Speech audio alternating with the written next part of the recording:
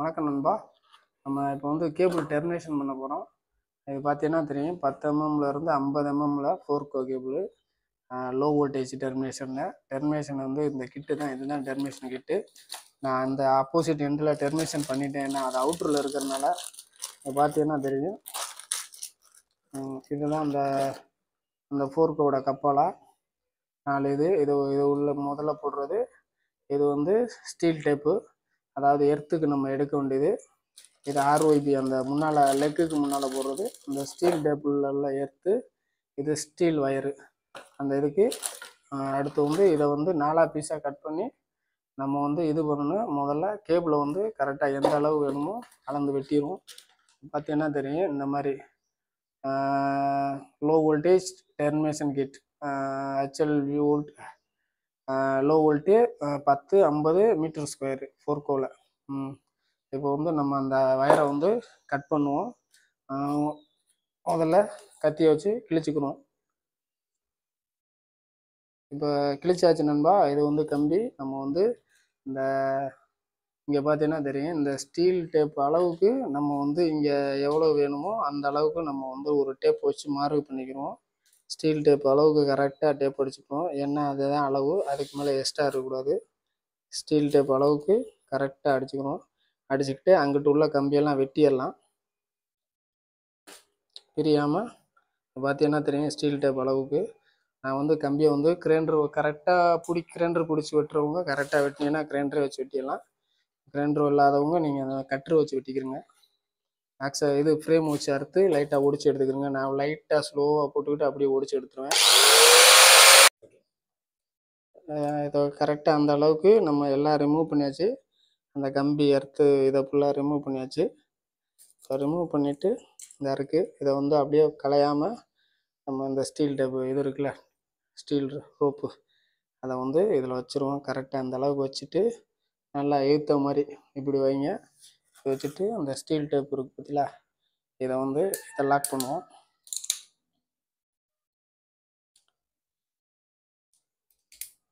அதை பிடிச்சிக்கிட்டு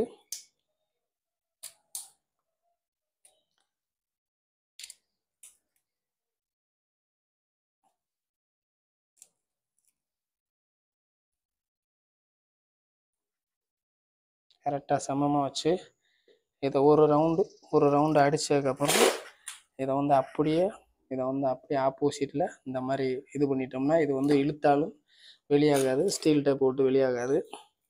பார்த்தீங்கன்னா தெரியும்.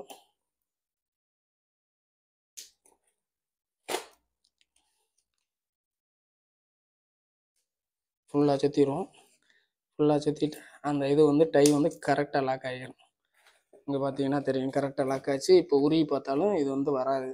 இது நம்ம பத்தலைன்னா எக்ஸ்ட்ரா ஒரு ஜாயிண்ட்டை போட்டு ஒரு 25 mm 16 mm பச்சை கேபிளை போட்டுவிட்டு அடிச்சு விட்டு அங்கே இடத்துல இது பண்ணிடுவோம். போட்டுட்டு இந்த இருக்குது இதனோட கம்மு, அதாவது இது வந்து ஒரு வாட்டர் ப்ரூஃப் கம்மு தான். இதை வந்து நமக்கு தேவையான அளவு ஒரு ரவுண்டு எடுத்தால் போதும். ஃபுல்லாகலாம் எடுக்கணும்னு அவசியம் இல்லை. கொஞ்சோண்டு ஒரு ரவுண்டுக்கு எடுத்துக்கிறோம். இது மேலே அப்படியே லாக் பண்ணிட வேண்டியதான். ஒரு கம்மை கரெக்டாக போட்டு எந்த அளவுக்கு தேவையோ அதோட நான் கட் பண்ணிடுறேன். ஓகே,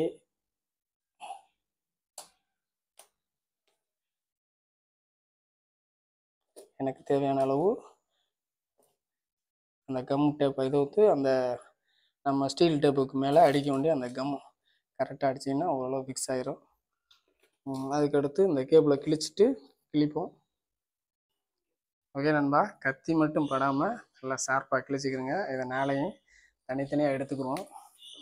தனித்தனியாக எடுத்துக்கிட்டு நல்லா ஃப்ரீயாக பிரிச்சுக்குவோம். கம்ப்ளீட்டாக பிரிச்சுக்கிட்டு இந்த இடத்துல உள்ளே வந்து ஒரு 4 கேப்லையும் ஒரு டொயின் மாதிரி வச்சுருப்பாங்க. அது நமக்கு தேவையில்லை. இது கத்தியை வச்சு வெட்டிக்கிறோம். இந்த இதை பாருங்கள், இந்த இதனோட கப்ளர் வந்து கரெக்டாக எனக்கு அந்த ஒரு டேப்பு இந்த இது மறைகிற மாதிரி கரெக்டாக போட்டு இதை கோர்த்துருவோம். நாளையும் ஈவனாக வச்சுக்கிட்டு இந்த இருக்குது இது ரெண்டு இப்படி பிடிச்சிட்டு இந்த கப்ளரை போடுவோம். ஓகே நண்பா, இது நாளையும் உள்ளே திணிச்சிக்கிட்டு இந்த இடத்துல கரெக்டாக கேப்பு வாங்கிக்கிறங்க. அப்போ தான் நல்லா உள்ளே ஃப்ரீயாக கடைசி வரைக்கும் எண்டு வரைக்கும் போகும். அந்த இது இல்லை இந்த மாதிரி அகர்த்தி விட்டுட்டு உள்ளே போட்டு லாக் பண்ணிட வேண்டியதான். எவ்வளோக்கு எவ்வளோ போக முடியுமோ அவ்வளோக்கு எவ்வளோ உள்ளே திணிச்சிருங்க. பார்த்தீங்கன்னா தெரியும், ஃபுல்லாக போயிடுச்சு. கம்ப்ளீட்டாக ஃபுல்லாக போயிடுச்சு. ஃபுல்லாக போயிட்டு அதுக்கப்புறம் இதை நாளையுமே லைட்டாக ஒரு நார்மல் ஹீட்டை வச்சு ஹீட் பண்ணிடுவோம்.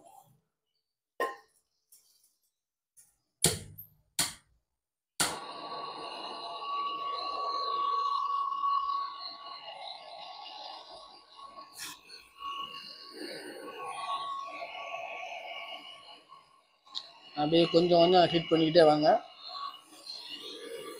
அந்த சிலிவுலேயுமே ஒரு கம் இருக்கும், பார்த்தீங்கன்னா தெரியும். அந்த கம்மு வந்து கரெக்டாக லாக் ஆகிக்கணும். அந்த சிலிவில் பாருங்கள், கரெக்டாக கம்மு பொறுமையாக ரொம்ப ஹீட்டை ஓவராக வைக்காமல் ஒரு நார்மலாக வச்சு இந்த வாரத்தில் கம்மு விளையாது. அந்த கம்மில் கரெக்டாக லாக் ஆகி ஃபுல்லாக பிடிச்சிக்கிறோம். அப்படியே கொஞ்சம் கொஞ்சமாக இதை இலக்கிக்கிட்டே வருவோம்.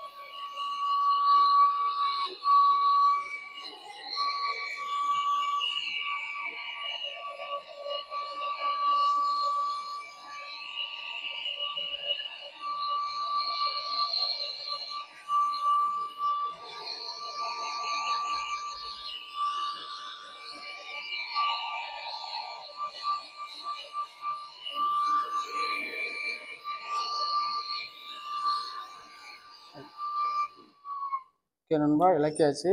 நல்லா பார்த்தீங்கன்னா தெரியும். இந்த மாதிரி டெர்மினேஷன் கிட்டு போட்டு அடித்தோம்னா நம்ம பார்க்குறதுக்கு ஃபினிஷிங்காக இருக்கும், லுக்காக இருக்கும், வேலையும் சுத்தமாக தெரியும். இதுதான் அந்த சிலிவு மேலே உள்ள, அதுக்கு மேலே உள்ள ஹீட்டிங் சிலிவு. இதை வந்து ஒரு கிட்டத்தட்ட ஒரு 2 மீட்டருக்கிட்ட இருக்கும். நம்ம வந்து இதை நாலாக வெட்டிடுவோம். 4 ஒயருக்கு 4 சிலிவாக போட்டு ஈவனாக வச்சு கரெக்டான அளவு வச்சு 4 சிலிவ் ஆக்கிடுவோம்.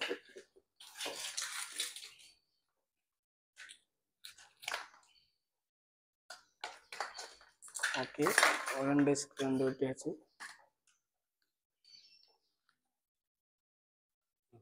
நாலு சிலியும் வெட்டியாச்சு. 4 சிலியும் உள்ளே ஃபுல்லாக ப்ரெஸ் பண்ணி அதில் உள்ளே போகிற மாதிரி, அந்த இதுக்குள்ளே போகிற மாதிரி இந்த அளவுக்கு உள்ளே போகிற மாதிரி வச்சுருவோம். 4யுமே கம்ப்ளீட்டாக க்ளோஸ் பண்ணுவோம்.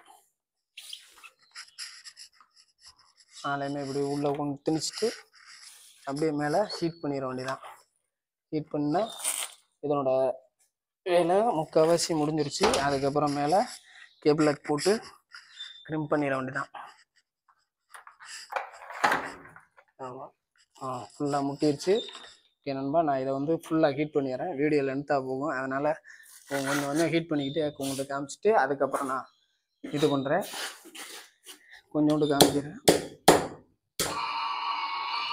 அந்த மாதிரி ஸ்டார்டிங் பாயிண்ட்லேருந்து கடைசி வரைக்கும் ஸ்லோவாகவே போங்க. அப்படியே ஹீட் பண்ணிக்கிட்டு கொஞ்சம் கொஞ்சமாக ஹீட் பண்ணிக்கிட்டே போனீங்கன்னா அது மெல்ட் ஆகி கடைசி வரைக்கும் உருகி அதை பார்த்தீங்கன்னா தெரியும். அப்படியே போயிட்டே இருக்கணும். இங்கேருந்து அணைச்சிட்டு போகணும், இல்லைன்னா அந்த இது குளகுலன்னு போயிடுச்சுன்னா அசிங்கமாக இருக்கும். அப்படியே ஒரு எண்டுலேருந்து லாஸ்ட் வரைக்கும் பொறுமையாக போயிட்டே இருக்கணும். ஃபஸ்ட்டில் இருந்து ஏன்னா அப்படியே பொறுமையாக அதை வந்து அப்படியே ஹீட் பண்ணிக்கிட்டே எண்டிங்லேருந்து ஸ்டார்டிங்லேருந்து எண்டிங் வர பொறுமையாக ஒரு நார்மல் டெம்பரேச்சரில் ஹீட் பண்ணிக்கிட்டே வரணும். முன்னே போகக்கூடாது. அழகாக அப்படியே பொறுமையாக டெம்பரேச்சரை வச்சுக்கிட்டு கரெக்டாக ஹீட் பண்ணிக்கிட்டே வந்தோம்னா 3 கேபிள் ஹீட் பண்ணிட்டேன். 4வது கேபிள் நான் வீடியோ லென்த்தாக போகிறனால தான் விட்டு எடுக்கிறேன். அப்படியே ஹீட் பண்ணிக்கிட்டே போவோம். 4வது கேபிள்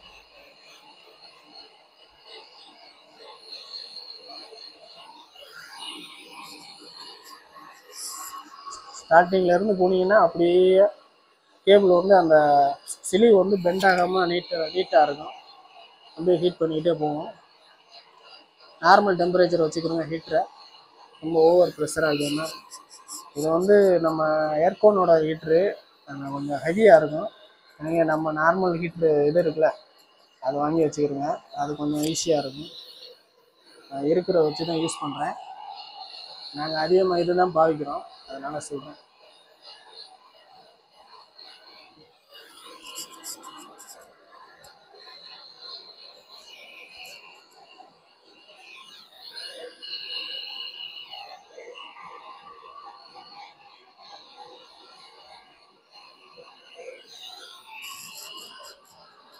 ஸ்டார்டிங்கில் மட்டும் லைட்டாக கொஞ்சம் லாங்கில் தள்ளி வச்சுக்கிட்டு வச்சு பண்ணுங்க, இல்லைன்னா எந்த வயரு முன்னால் உள்ளது கறி போகும்.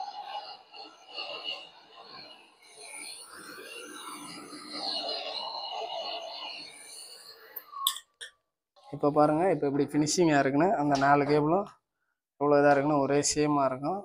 ஓகே, இப்போ நம்ம உள்ள பெனலில் தள்ளி நம்ம வந்து லெக் அடிப்போம். கொஞ்சம் ஹீட் ஆறட்டும். நம்ம இதுக்கு வந்து நம்ம கொஞ்சம் வயரு எக்ஸ்டெண்ட் பண்ணணும். ஏன்னா எர்த்து கொஞ்சம் லாங்கில் இருக்குது. நான் போய் எர்த்து வயரை எடுத்துக்கிட்டு கொஞ்சம் லாங்கில் வச்சு எக்ஸ்டெண்ட் பண்ணிவிட்டு நான் இது பண்ணுறேன். பச்சை வயரு எக்ஸ்டெண்ட் பண்ணுவோம். நம்ம ஒரு ஜாயிண்ட் எடுத்து கேபிள் ஜாயிண்ட் எடுத்து இதில் எக்ஸ்டெண்ட் பண்ணிடுவோம். இந்த மாதிரி க்ரிம் பண்ணிடுவோம். இது வந்து சின்ன க்ரிம்மரு, இது வந்து பெருசு. பார்த்தீங்கன்னா தெரியும், கேபிளில் கடிக்கிறதுக்கு இதில் எழுதியிருக்கும். நம்ம வந்து இது 10 mm இருந்து 150 mm வரை. இது எல்லாருக்கும் உங்களுக்கு தெரிஞ்சதான். நமக்கு எந்த சைஸ் வேணுமோ இதை அடிச்சுக்கலாம். இப்போ ஹைட்ராலிக் க்ரிம்மர்லாம் இருக்குது. ஹைட்ராலிக் க்ரிம்மர் அங்கே கிடக்கு, அது உடஞ்சி போச்சு ஹெட்டு. அதனால் வந்து மேனுவல்லையே க்ரிம் பண்ணுவோம். இது வந்து கம்மினால நான் இதிலே அடிச்சுக்கிறேன். நார்மலாக இந்த கேபிள் லெக்லேயே அடிச்சுக்கிறேன்.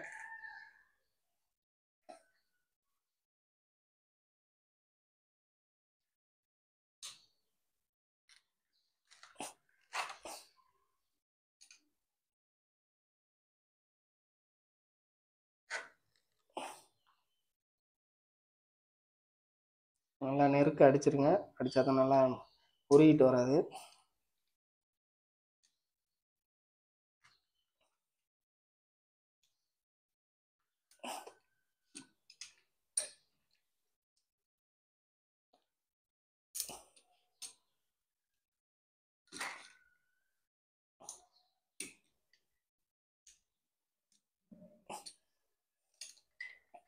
ஓகே, ஜாயின் பண்ணியாச்சு. ஜாயின் பண்ணிவிட்டு நம்ம கொஞ்சோண்டு ஹீட் சிலிவை போட்டு ஹீட் பண்ணி விட்ருவோம். அந்த லெக்கு அசிங்கமாக தெரியாத அளவுக்கு நிறைய ஹீட் சிலிவு எவ்வளோ வேணுமோ அந்த அளவுக்கு எடுத்துக்கிட்டு அந்த ஹீட் சிலிவை போட்டு ஹீட் பண்ணிடுவோம்.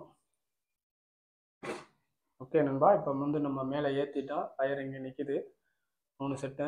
இங்கே வந்து இதில் அந்த சுவிட்சில் கடைசியில் முடப்பான். பட் இது வந்து 2 டிஎன்பி இருக்குது. இந்த டிஎன்பியில் வந்து ஃபுல்லாகிடுச்சு, எல்லாமே ஃபுல்லாக இருக்குது. அதனால் வந்து நம்ம இதில் அடிக்கலை.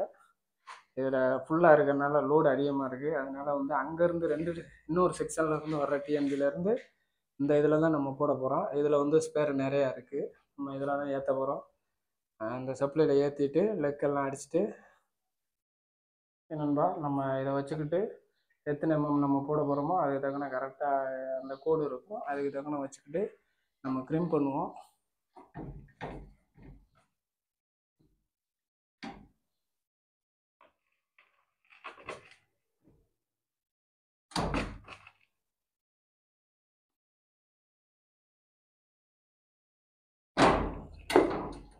கொஞ்சம் டைட்டாக தான் இருக்கும். ஃபுல்லாக ஃபோர்ஸ் பண்ணி அடிச்சோம்னா க்ரிம்மிங் ஆயிரும். ஓகேங்கப்பா, பார்த்தீங்கன்னா தெரியும் நல்லா ஃபோர்ஸாக க்ரிப் ஆயிடுச்சு. பார்த்தீங்கன்னா ப்ளஸ் வடிவில் விழுந்துச்சு, நல்லா இதாகிடுச்சு. இதுக்கு மேலே நம்ம சிலிவு போட்டு நம்ம அடிச்சுக்கிறோம். நான் 3 கேபிளையும் அடிச்சுக்கிறேன். க்ரிம் பண்ணியாச்சு நண்பா. இப்போ பார்த்தீங்கன்னா தெரியும், ரெட்டு, எல்லோ, ப்ளூ, பிளாக்கு எல்லாம் க்ரிம் பண்ணி முன்னால் ROB சிலிவு போட்டு அதையும் ஹீட் சிலிவில் போட்டு ஹீட் பண்ணியாச்சு. இதை தெராசையில் போட்டு லாக் பண்ணிடுவோம். கரெக்டாக அடிச்சுட்டு இதை ஃபுல்லாக அடிப்போம் முதல்ல. இப்போ பாருங்கள், இப்போ ஸ்க்ரூ ட்ரைவர் வச்சுருக்கேன். இந்த மாதிரி ஸ்க்ரூ ட்ரைவர் இருந்துச்சுன்னா, கொஞ்சம் ஸ்பானரும் ஸ்க்ரூ ட்ரைவர் இருந்துச்சுன்னா கரெக்டாக ஈஸியாக போட்டு டைட் வைக்கிறதுக்கு ஈஸியாக இருக்கும். நம்ம 8ஆம் நம்பர் ஸ்பானரும் இதுவும் போட்டு லூஸ் பண்ணக்குள்ள கரெக்டாக, ஏன்னா அப்போ தான் உள்ளே உள்ள ஸ்க்ரூ வந்து அதாவது இதாகாது, சளியாது. அதனால் நம்ம ஸ்பானர் வச்சு ஒவ்வொரு வயராக லைனை கொடுத்துக்குறோம். ஒவ்வொரு வயரை அடிப்போம். நல்லா 2 வயரு கரெக்டாக அளவு வச்சு வெட்டியிருந்தீங்கன்னா சரியாக இருக்கும் கொடுக்குறதுக்கு.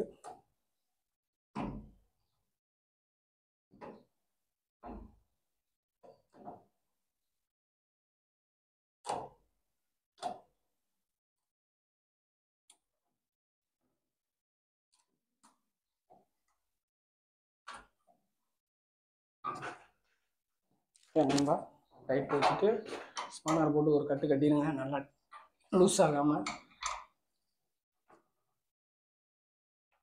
ஓகே, இப்போ பார்த்தீங்கன்னா தெரியும் நல்லா குவாட்டாக இருக்கும், நல்லா நல்லா டைட்டாக இருக்கும்.